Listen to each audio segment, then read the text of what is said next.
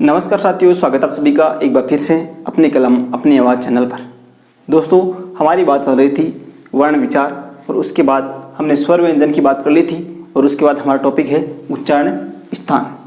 दोस्तों, अगर पीछे की वीडियो आपने नहीं देखी तो वो आपको विशेष रूप से देखनी है, क्योंकि दोस्तों जो पूरी व्याकरण है, संधि, समास, आगे की जो भी, वो स्वर्ण व्यंजन, माहेश्वर सूत्र, प्रत्याहार आदि पर चलेगी। ठीक है, तो वो आपको विशेष रूप से देखने हैं। वो अगर नहीं देखिए तो ऊपर आई बटन में है, नीचे डिस्क्रिप्शन में लिंक दिया हुआ है, पहले कमेंट में लिंक दिया हुआ है, वहाँ से आप जरूर देखें। ठीक है दोस्तों, बात कर लेते हैं उच्चारण स्थान की। उससे पहले वीडियो को लाइक कर देना, शेयर कर देना। और दोस्तों, यह हमारी क्लास कंटिन्यू चलेगी, 20 मिनट का लगभग वीडियो होगा।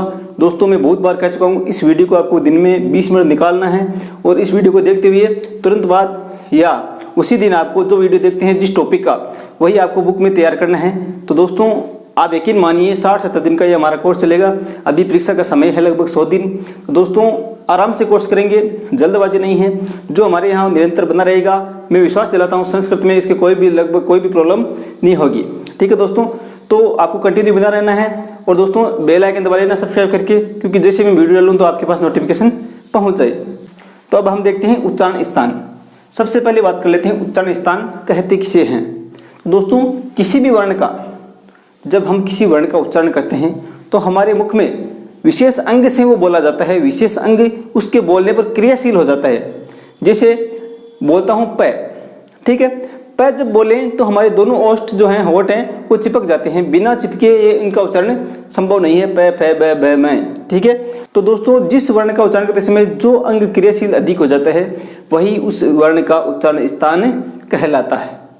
अब उच्चारण स्थान कितने होते हैं उनकी आराम से बात करते हैं, एक एक की। ठीक है, तो हम सबसे पहले लेते हैं कंठ का उच्चारण स्थान, कंठ।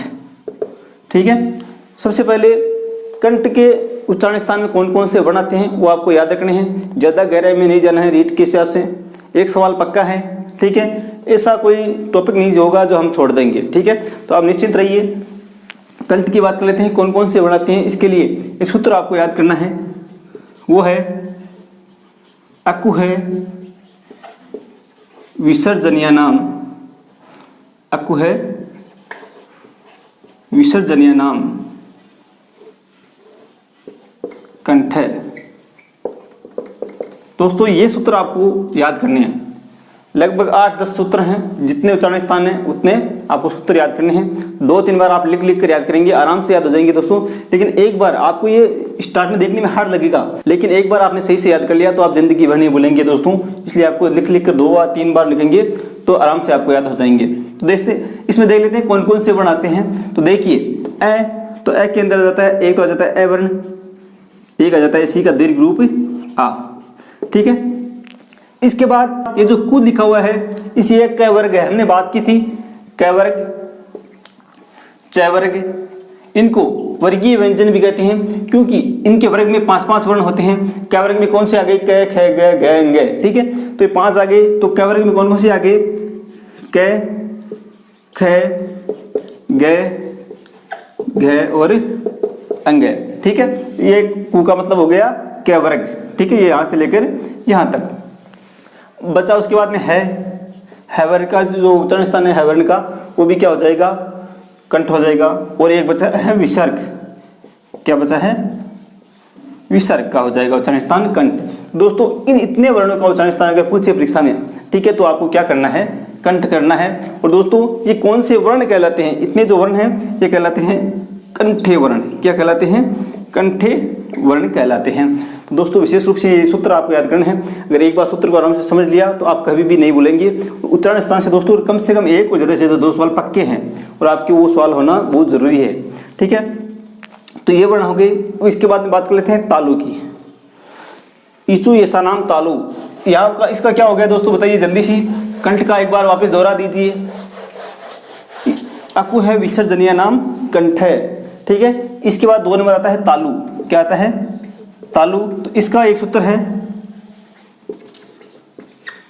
इचू ऐसा नाम। क्या है, इचू ऐसा नाम तालु। ठीक है, ये सूत्र आपको याद करना ही है दोस्तों। ठीक है, यहाँ पे देखिए कौन कौन से वर्ण आते हैं। ई के अंदर दोनों वर्ण आ जाते हैं। आपको बताया ई ऋस्व और दीर्घ दोनों का पूछे तो आपको क्या करना है, तालु वर्ण जो उच्चारण स्थान है वो हो जाएगा। चवर्ग में आ जाएगा वही आपको चू का क्या हो गया चवर्ग। मैं अब इसको सीधा लिख रहा हूँ चवर्ग, ठीक है। च छ ज ज है, ठीक है।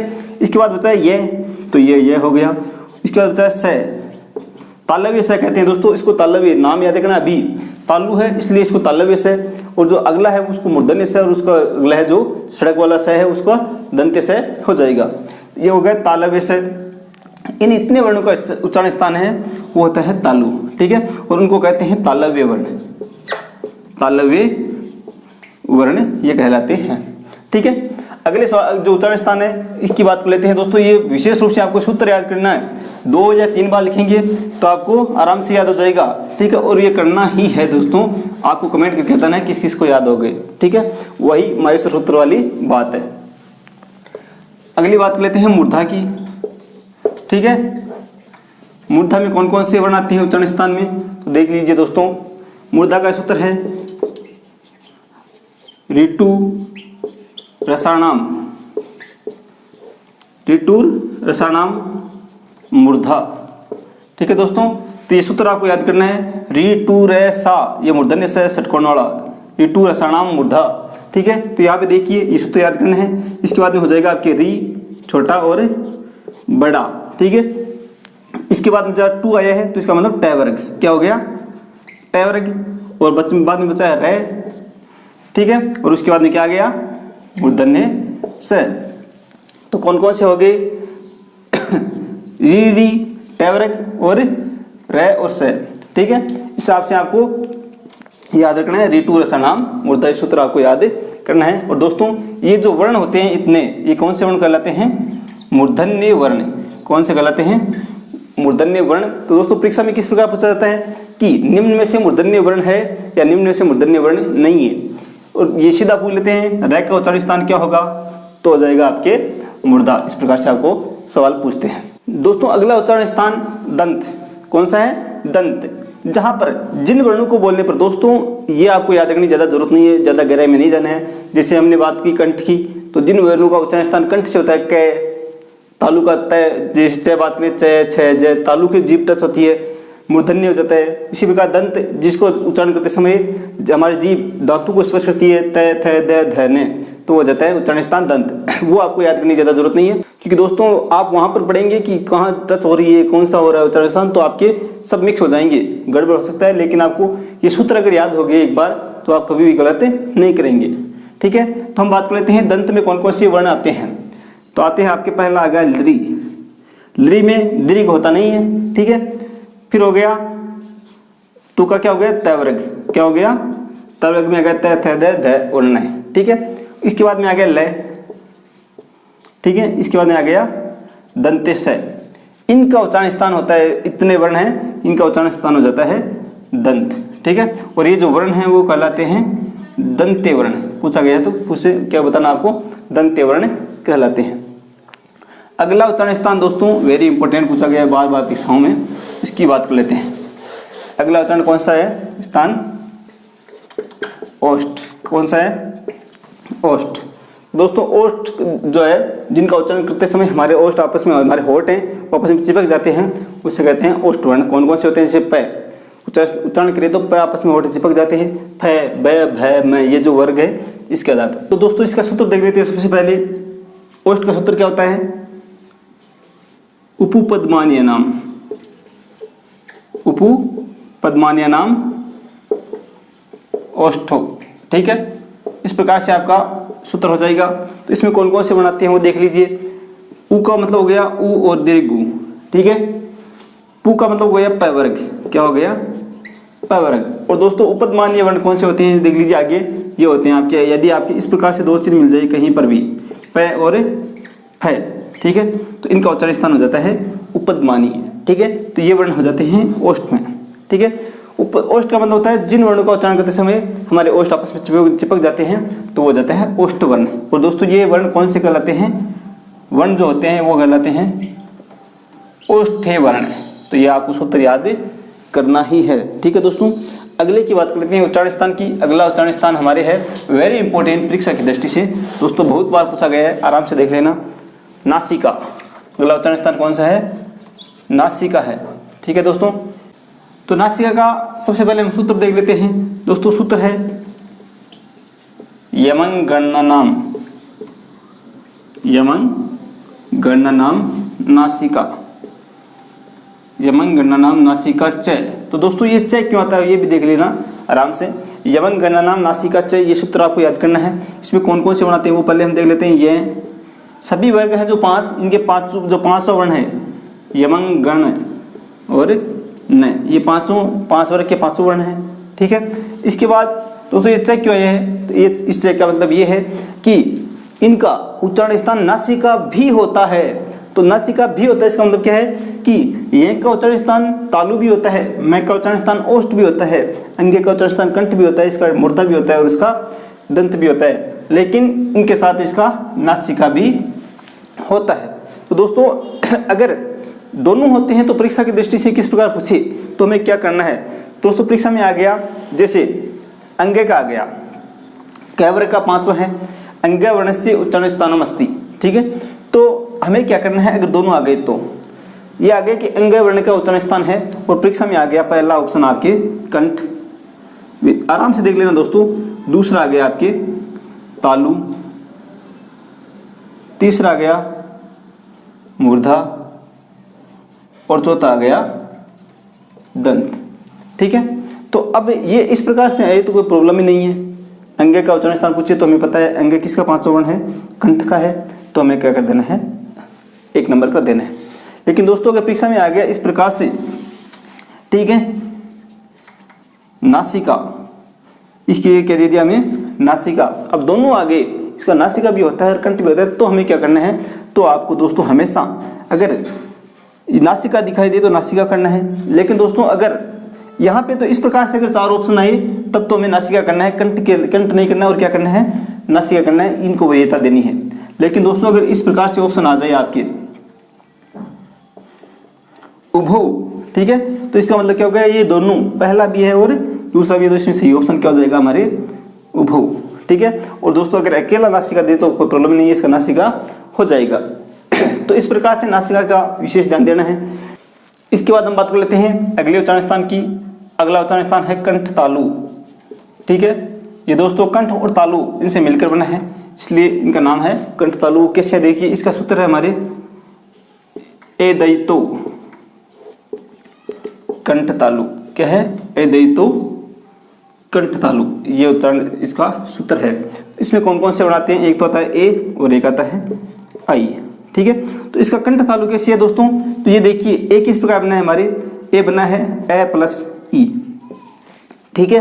तो ये ए बना है ए प्लस ई, तो ए का उच्चारण स्थान क्या होता है कंठ, ई का क्या होता है तालु। तो ए का कंठ हो गया, ई का तालु हो गया, इसलिए हो गया इसका कंठ तालु। इसी प्रकार से ए का हो गया कंठ तालु, ठीक है। तो ये सूत्र याद रखना, ए दे तो कंठ तालु। अगला है कंठोष्ठ, क्या है कंठोष्ठ। तो दोस्तों इसका कंठोष्ठ में कौन कौन से वर्ण आते हैं, तो इसका हो जाता है ओदोतो कंठोष्टम, क्या हो जाता है ओदोतो कंठोष्टम। तो दोस्तों ओदोतो में कौन कौन से वर्ण आते हैं, एक तो आता है ओ और एक आता है औ, ठीक है। तो अब कंठ और ओष्ठ 2 उच्चारण स्थान आ गए, तो किस प्रकार है देखिए, ओ किस प्रकार बना है ए प्लस उससे, एक का उच्चारण स्थान हो गया कंठ और उ का हो गया ओष्ठ। इस प्रकार से कौन सा हो जाएगा इसमें कंठोष्ठ। तो ये सूत्र आपको याद करना है ओदोतो कंठोष्टम। अगले उच्चारण स्थान की बात कर लेते हैं दोस्तों। अगला उच्चारण स्थान है दंतोष्ठ, ठीक है। दंत और ओष्ठ, इसमें क्या है दंत और ओष्ठ। तो दोस्तों इसका आ जाता है हमारे वकारस्य दंतोष्टम, क्या हो जाता है वकारस्य दंतोष्टम। तो हो जाता है वकार का मतलब क्या हो जाता है, विशेष रूप से पूछा गया है कई बार परीक्षाओं में, व का पूछे तो मैं करना है दंतोष्ठ। इसमें केवल एक की वर्ण आता है व और उसका हो जाता है दंतोष्ठ, ठीक है। इसके बाद आता है दोस्तों जिहा मूल्य वर्ण उच्चारण स्थान, ठीक है। तो जिहा मूल्य वर्ण कौन कौन से होते हैं जिनका उच्चारण स्थान जिहा मूल्य होता है। तो दोस्तों 2 वर्ण आते हैं इसमें, जिहा मूल्य से जिहा मूलम, इसका सूत्र है जिहा मूल्य से जिहा मूलम। ये इसको आपको ज़्यादा याद रखने की जरूरत नहीं है, इसमें केवल 2 वर्ण याद रखने आपको। ये है आपके कैवर्ग, जो कैवर्ण है, कैवर्ण जो क्या है इससे पहले आपको इस प्रकार का चिन्ह दिखाई दे और ख से पहले आपको इस प्रकार का चिन्ह दिखाई दे, ठीक है, तो वो हो जाते हैं कौन से, ज्यामूलीय वर्ण। तो इसका उच्चारण स्थान कौन सा है, ज्यामूलीय। ठीक है, उपध्मानीय क्या था, उपध्मानीय में पैक के पहले था इस प्रकार से और फ से पहले था, ये हो जाते हैं उपध्मानीय और ये ज्यामूलीय। आपको याद रखना है, डीपली जाने की जरूरत नहीं है। इसके बाद में दोस्तों एक बचा है अनुस्वार, बच गया एक। तो अनुस्वार का आप सीधा से याद रखना है, अनुस्वार से नासिका। तो अनुस्वार का क्या हो जाएगा, अनुस्वार जो बचा है हमारे इसका हो जाएगा क्या, नासिका। अगर अनुस्वार का पूछे तो क्या करना है, हमें नासिका करना है, ये भी वेरी इंपॉर्टेंट है। इसके बाद दोस्तों हम बात कर लेते हैं उच्चारण स्थान की संख्या पूछे तो आपको कितनी करनी है, उच्चारण स्थान कितने होते हैं। तो आप अब देखिए संख्या पूछे तो, ठीक है, संख्या होती है हमारी टोटल 8। कितनी होती है, 8 उच्चारण स्थान होते हैं। कौन कौन से होते हैं आपको याद रखने हैं, स्क्रीनशॉट ले सकते हैं आप, यहाँ का स्क्रीनशॉट ले लीजिए। पहला होता है उर, इसी का अकल भी कहते हैं। दूसरा होता है कंठ, तीसरा होता है सिरे, इसे मुर्दा, ठीक है। चौथा जिह्वामूलम, पांचवा दंत, छठवां नासिका, सातवां ओष्ठ और आठवां तालु। अब दोस्तों वो जो हमने बात की थी कंठ तालु, टी कंठोष्टम, तो वो हो जाते हैं, इन्हीं के रूप बने होते हैं, कंठ और ओष्ठ मिलकर बनते हैं, इसलिए वो अलग उच्चारण स्थान नहीं है। तो ये हमारे 8 उच्चारण स्थान हैं। इसके अलावा दोस्तों कुछ ऐसे अंग हैं हमारे मुख के अंदर जो मूल रूप से उच्चारण स्थान नहीं है लेकिन सहायक के रूप में होते हैं, सहायता करते हैं उच्चारण करने में, इसलिए उनको कर्ण कहा गया है। क्या कहा गया है, कर्ण, ठीक है। जैसे आ जाते हैं हमारा अध्रोष्ठ, ठीक है, अध्रोष्ठ मतलब होता है नीचे का होठ, स्वरतंत्री, ठीक है, और ऊपर का जो हमारा कोमल तालु है वो भी कोमल तालु। ये सभी जो आदि है ये आ जाते हैं कर्ण के अंतर्गत। इस प्रकार से दोस्तों आपको उच्चारण स्थान में मेन बात यही है कि दोस्तों जो हमने सूत्र बताए हैं, मैंने आपको बहुत सी किताबों, जो भी आपके पास संस्कृत की किताब है उसमें वो सूत्र आपको मिल जाएंगे। उसको दोस्तों एक बार आप सब कॉपी में उतारिए, याद कीजिए, वापस आपको जितने याद हुए वो वापस लिखिए। दोस्तों 2 या 3 बार आप लिखेंगे तो आपको सभी उच्चारण स्थान के सूत्र याद हो जाएंगे। दोस्तों सूत्र अगर आपने याद कर लिए तो आपको ये रटने की जरूरत नहीं है, इसमें क्या होगा, क्या होगा, मिक्स कभी नहीं होगा आपके दोस्तों, ठीक है। इसलिए आपको मेन बात यही है, अगर उच्चारण स्थान में सही से आपको आप ये तो फिक्स है, 2 सवाल या 1 सवाल फिक्स आने वाला है रीट के अंदर, तो उसके लिए दोस्तों वो आप रट लीजिए और 1-2 बार लिखिए। दोस्तों इस प्रकार से आपको 1-1 नंबर पक्के करने हैं। हमारा मकसद यही है, तो मैं आप ये 20-20 मिनट के वीडियो क्यों डाल रहा हूँ, हमें कभी 1 नंबर, कभी 2 वीडियो से 1 नंबर, इसी प्रकार से हमें इकट्ठे करने हैं और हमें 30 नंबर आपके बनाने हैं। तो दोस्तों इस प्रकार से आपको सूत्र याद करने हैं और उच्चारण स्थान नहीं। तो दोस्तों हमेशा आपकी वीडियो देखते रहिए और उसके बाद टॉपिक पढ़ते रहिए और दोस्तों कमेंट करके ज़रूर बताएं कि हमारा वीडियो कैसा लगा, जिससे मुझे भी पता चल सके। तो दोस्तों इसी के साथ हमारा वीडियो आज का पूरा हुआ। इसको लाइक कर देना, शेयर कर देना और ज़्यादा से ज़्यादा दोस्तों सभी ग्रुप्स में शेयर करिए और सभी दोस्तों को यहाँ पर जोड़िए। दोस्तों अभी तक आपने सब्सक्राइब नहीं किया तो सब्सक्राइब कीजिए और बेल आइकन जरूर दबा लें। बेल आइकन दबा के ऑल पे क्लिक कर लीजिए, जिससे हमारे सभी नोटिफिकेशन आपके पास पहुँचते रहें। ठीक है दोस्तों, मिलते हैं कल। इसके बाद शुभ रात्रि, जय हिंद, जय भारत, धन्यवाद।